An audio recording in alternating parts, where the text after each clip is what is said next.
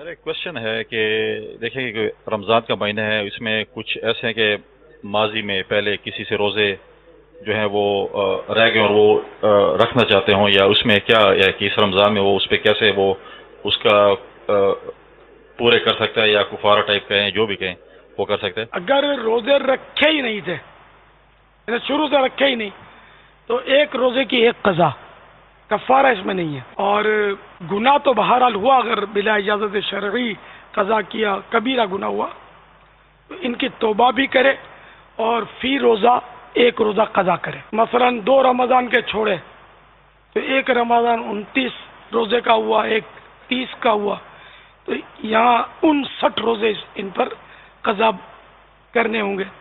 تو اسی طرح حساب لگا لیجئے. زن اگر یاد نہیں ہے تو زن غالب کرے، جہاں زن قائم ہو جائے کہ میرے اتنے روزے قضا ہوئے ہوں گے، اتنے روزے قضا کر لے. چاہے تو احتیاطاً کچھ زیادہ کر لے تاکہ اپنے ذمے کو فرض باقی رہ نہ جائے. زن کو گمان کہہ سکتے ہیں. گمان غالب، یعنی سوچ غالب، گمان مانے بھی سوچ.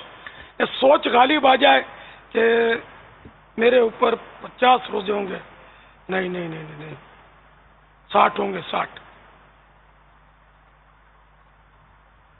72 پر سوچ جمتی ہے کہ 72 ہوں گے. اب یہ نفس خامخواہ بولے نہیں نہیں نیچے آ جا تو نہ آئے، سوچ غالب آتی ہے 72 کی، تو اب 72 یہ قضا کر لے.